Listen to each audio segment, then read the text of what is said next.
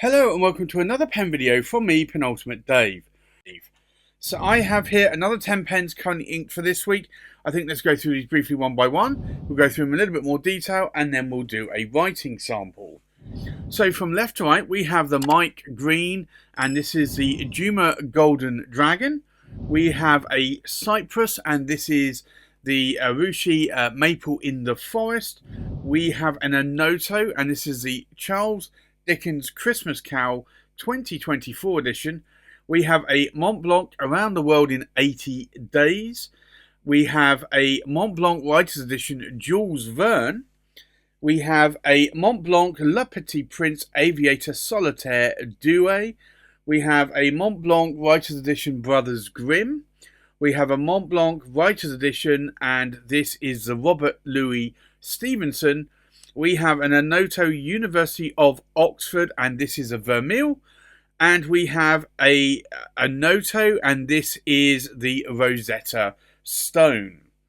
So I think let's take a look at these pens in a little bit more detail. So this is the beautiful Juma Golden Dragon that Mike Green created and sent to me for review. Mike Green, if you don't know, is actually a US pen turner. Recently actually retired from his day job, and he'd started making pens actually over the last couple of years, but he's started to go a little bit more full-time now in terms of pen turning or pen making. So this is a really beautiful material. Also the workmanship on this pen is really, really good.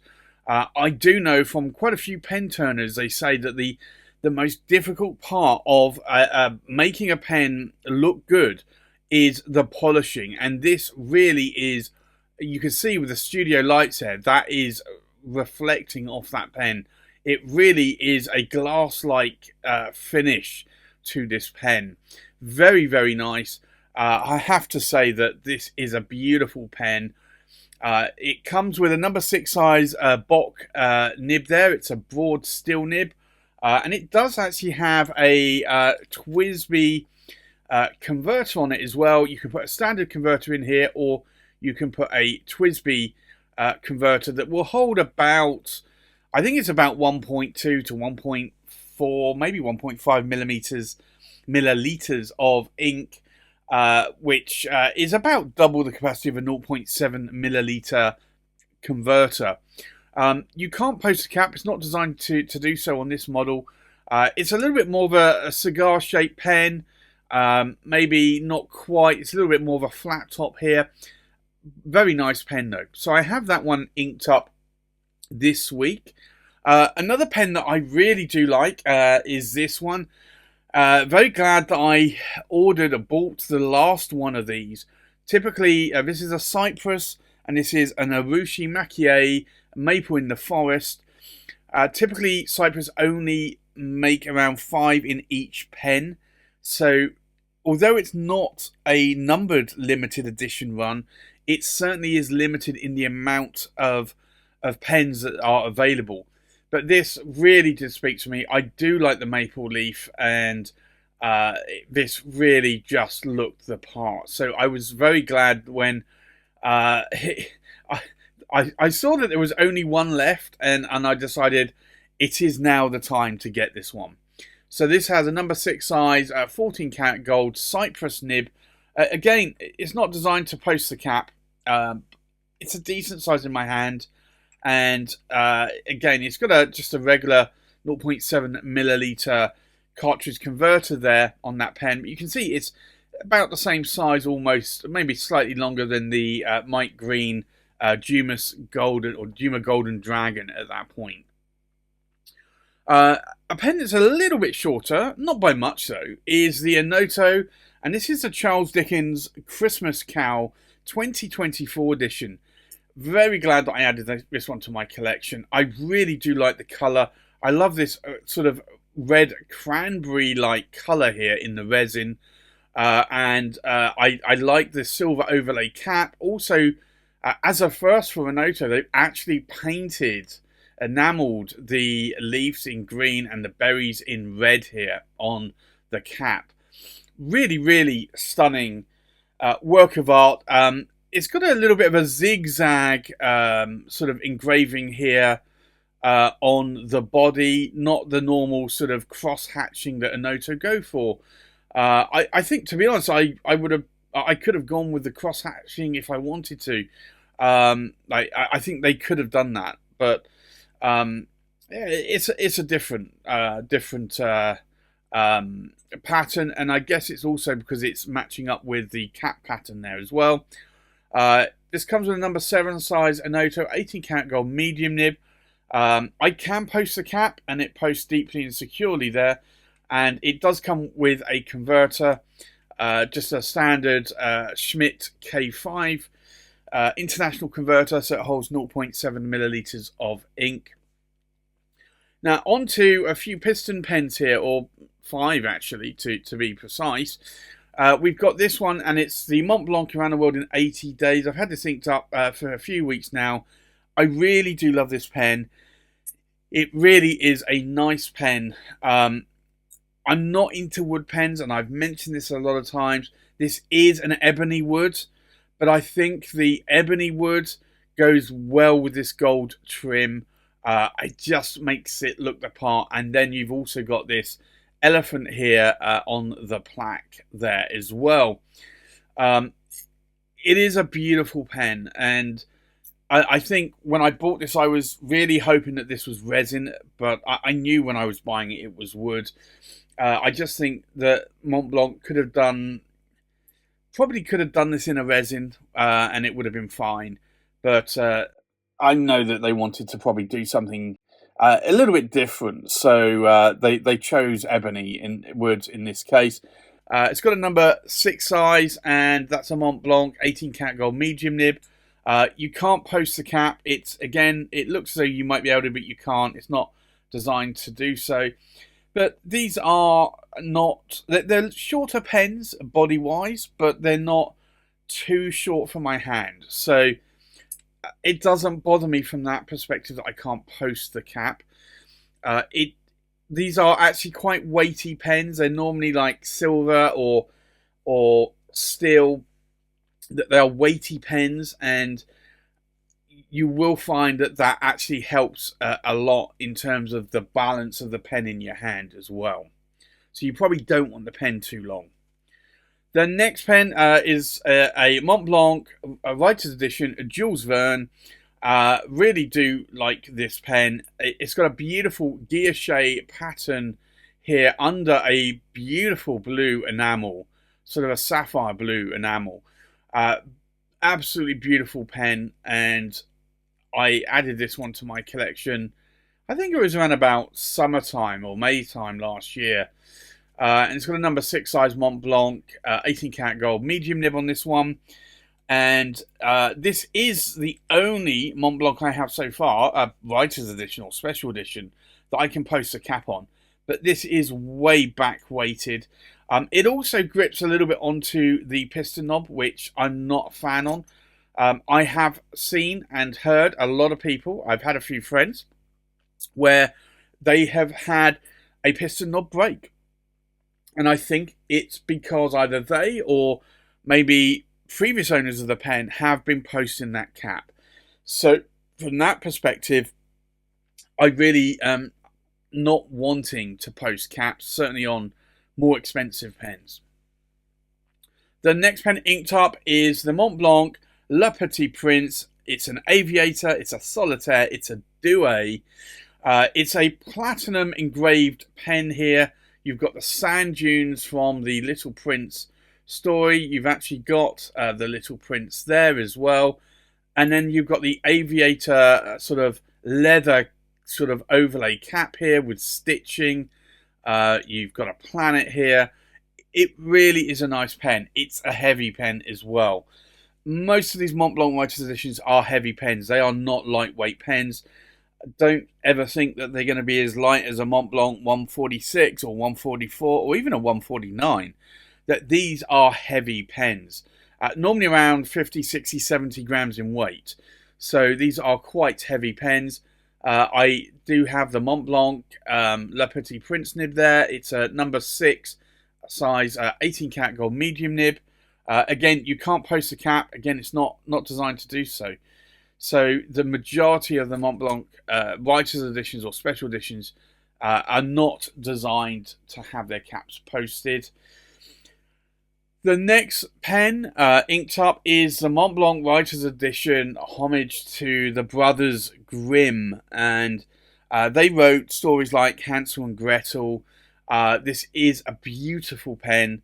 I like it a lot. I think, in hindsight, I probably could have done without it being ruthenium plated, like black coated plating, but I think it accentuates the pen, the blackness of the pen a bit more.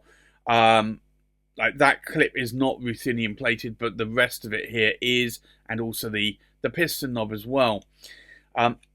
Again, it is a pen that I like a lot, and you've got the Montblanc Brothers Grimm nib there, and it's an 18 karat gold medium number 6 nib.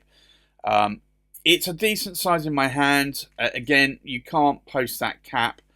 It's not designed to be posted, and I think that is pretty much the way of Montblanc in their writers editions and special editions, that they for whatever reason just do not want you to post those caps, and they probably have a good reason behind it. I don't know what that reason is, but I'm not normally a cap poster, and it may even be because they've had a lot of people breaking piston knobs that they've just decided to go away from posting the caps. But for me, though, I like that pen a lot.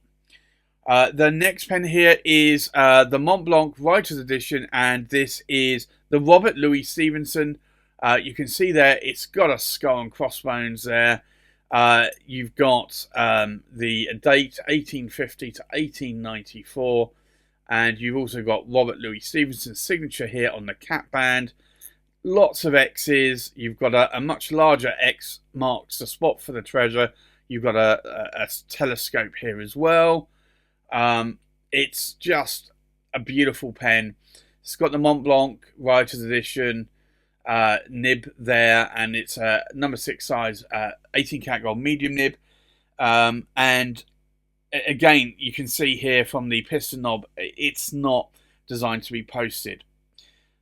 It's actually quite a nice weight a pen. It's not too heavy compared to some of the other Montblancs body wise, so that is nice.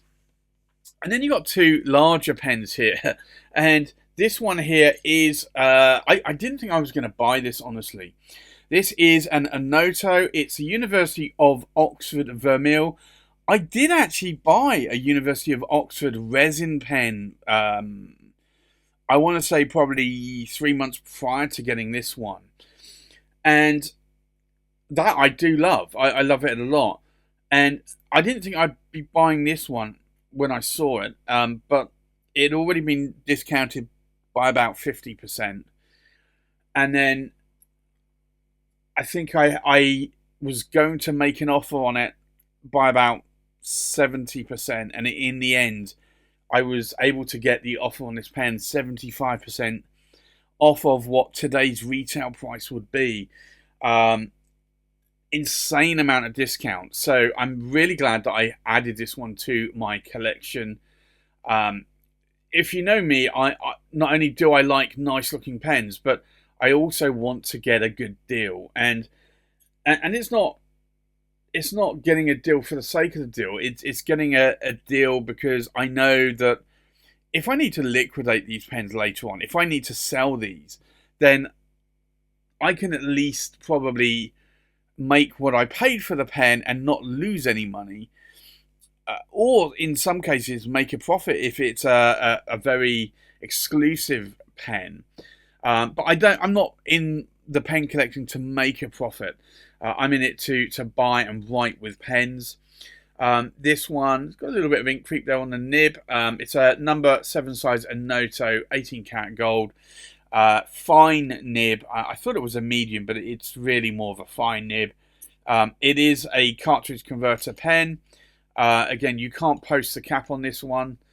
It's a long pen, as you can see here in the pen tray. you're really not going to want to post that. Like, there's hardly any gap there. I'd say that this is about 150 millimeters long. This has got to be closer to about 158 to 160 millimeters long. And then the final pen here is an Onoto again. It is the Rosetta Stone. I never thought I would ever own this pen. It is an expensive pen. All of these hieroglyphs here in this pen are just insane. It's a lot of work that goes into this pen. I was just so lucky to... I'd actually bought the Magna Carta a little bit before. I think it was 6 months before. And I wanted the Rosetta Stone, but I just wasn't prepared to pay that sort of money for it. And then Roy Izod's had a Rosetta Stone come up second hand, and I messaged Roy and said, hey, look, is there a kind of deal that we could do on this pen? And we worked out what was a pretty good deal for me. So at that point, I decided I would pay a lot more money than I wanted to pay, but it was a lot less than it being retail price. So this has an Onoto number 7 size 18 karat gold fine nib on this one. And this really actually, again, it's a good weight. It's a cartridge converter pen. You can't post a cap on it. You don't need to. It is a very, very weighty pen. And when I say weighty, these are coming in around about, I think, 90 to 95 grams in weight with the cap. So if you wanted to post that cap, it's going to be a heavy pen. So there you have it. That's my 10 pens Coney ink for this week. I think let's now go and do a writing sample. So the first pen inked up this week is the Mike Green, and this is the Juma Golden Dragon. So we'll do an ink swatch here. And typically I've not been going for broad nibs lately, but Mike Green sent this with a broad nib, and I think he asked me actually, what do you prefer, mediums or broads? And I said, I don't mind a medium or broad. He sent me a broad nib. All of these nibs that Mike Green puts on his pens are actually hand-tuned by Kirk Spears of Pen Realm in the US. So normally you can guarantee these nibs write pretty well out of the box. So this is the Mike Green, and it's the Juma Golden Dragon. And it's a broad, and it's a steel Bock nib. And the ink in here is Diamine Ochre, which is a nice brown ink. I've actually got quite a few Diamine brown inks now.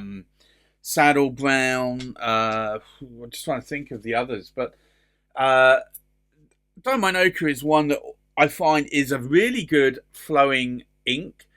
And it works really well in most nibs and most pens. The next pen inked up is the Cypress, and this is the Maple in the Forest. So we'll do an ink swatch here. And this is not a super wet nib, but it's wet enough, typically. So this is the Cypress, and it's the Maple in the Forest, and it's a medium, and it's a 14 karat gold nib, and the ink in here is Herbin Ambre de Bermanie. And just as I'm writing that, I'm actually thinking, for wintertime, what kind of inks do you ink up? Do you ink up some warming inks because you want to be warm, so like oranges and browns, or do you ink up a lot of like colder like inks like blues and blacks or blue blacks?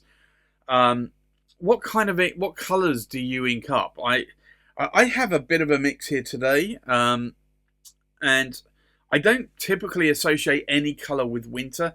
I typically do associate more autumnal colours like Herb and Amber de Burmany with autumn and fall. But I just wondered what colour inks you gravitate towards. The next pen inked up is the Onoto, and this is the Charles Dickens Christmas Carol 2024 edition. So we'll do an ink swatch here. So we've gone from a brown to more of a lighter brown, dark brown to a light brown to a red here now. And I like this nib, and I like how this ink flows in that nib. So this is an Onoto, and it's the Charles Dickens Christmas Carol 2024, and it's a medium, and it's an 18 karat gold nib, and the ink in here is Diamine Ho Ho Ho. And I always used to like Diamine Wild Strawberry. I think I got Diamine Poppy Red to start with, and I wasn't a great fan of that. And then I found Diamine Wild Strawberry, and I was more of a fan of that. Then I went back to Diamine Poppy Red. And now my go-to reds are probably KWZ Beefeater Red. And there's another KWZ. I'm trying to think of what that one is. I can't remember off the top of my head what that one is. And then there's this one, Diamine Ho Ho Ho. So yeah, it's there's a few reds that I do gravitate more towards. The next pen inked up is the Montblanc, and this is Around the World in 80 Days. I always struggle with this one, trying to fit it on. We'll do an ink swatch here. And typically I ink up ink colours to ink pens. But I'm not into black inks, so that's why I haven't done it with this pen. So this is the Montblanc, and it's Around the World. And I'm trying to write a little bit narrower, smaller. Around the World in 80 Days. Just so I can fit it all on here. It's a medium, and it's an 18 karat gold nib. And then the ink in here is Sailor Gentle Apricot, which is a long sold out ink. I haven't seen Sailor bring it back. It is a beautiful orange, I have to say. The next pen inked up is the Montblanc Writer's Edition Jules Verne. So we'll do an ink swatch here. And this is an ink that I found in a lot of pens has not written as well. I've typically found it's been a little bit more on the drier side than wet. But I love it in this pen, and it does flow well. So this is the Montblanc, and it's the Writer's Edition, and it's the Jules Verne, and it's a medium, and it's an 18 karat gold nib, and the ink in here is Waterman Inspired Blue, which is a beautiful turquoisey coloured ink, an ink I do like a lot. I just wish it was a little bit more wetter in some nibs. In this nib though, in this pen, it's perfectly fine.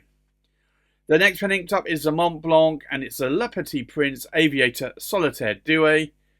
So again, we will do an ink swatch here. And this is another ink that just flows really well in this nib. If you find a nib writes a little bit dry or not quite as nice as you'd like, try swapping the ink. It really can make a huge difference. So this is the Montblanc LePetit Prince Aviator Solitaire. It's a Doué, but I'm not going to fit that in. It's a medium, and it's an 18 karat gold nib. And the ink in here is KWZ and it is Nuki Brown, which is short. Nuki Brown is short for Newcastle Brown. Nuki Brown Ale is what it used to be called, the ale of choice of people from Newcastle, and hence why they decided to call this Nuki Brown, because it matches that colour as well. The next pen inked up is the Montblanc Writer's Edition Brothers Grimm. So we'll do another ink swatch.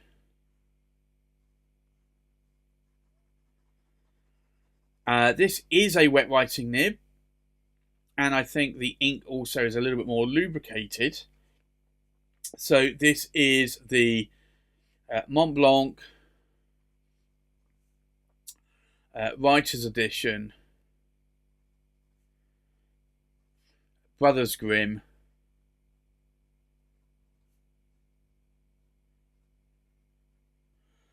And it is medium, and it is an 18 cat gold nib.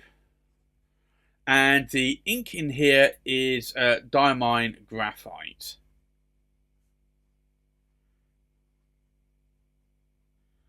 But that is quite a dark grey ink.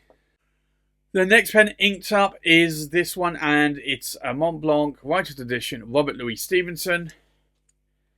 So we'll do another ink swatch here.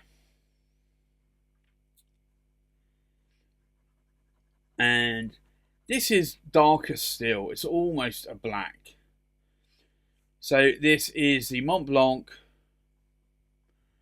And I'm just going to abbreviate it to Robert Louis Stevenson, because it will be difficult to fit it all in. Stevenson. And it's a medium, and it's an 18 cat gold nib, and the ink in here is KWZ graphite, which is a beautiful, much darker grey ink, almost black ink, but it's a nice colour. The next pen inked up is the Onoto, and this is the University of Oxford Vermeil. So again, we will do an ink swatch here. And this is definitely a fine nib compared to the mediums of the Montblanc. So this is an Onoto University of Oxford Vermeil. Vermeil, if you don't know, is gold plated over sterling silver. It's a fine, and it's an 18 cat gold nib, and the ink in here is diamine ochre. And I do wonder if I should change that to a different coloured ink. I might do. I might give that a try actually and see how it writes. And then the last pen inked up is the Onoto Rosetta Stone, and this is a sterling silver pen, but it is really, really nice. So we'll do an ink swatch on this Onoto Rosetta Stone. And again, you can see that this is a fine nib, just like that of the University of Oxford. So this is an Onoto, and it is the Rosetta Stone. And it's sterling silver.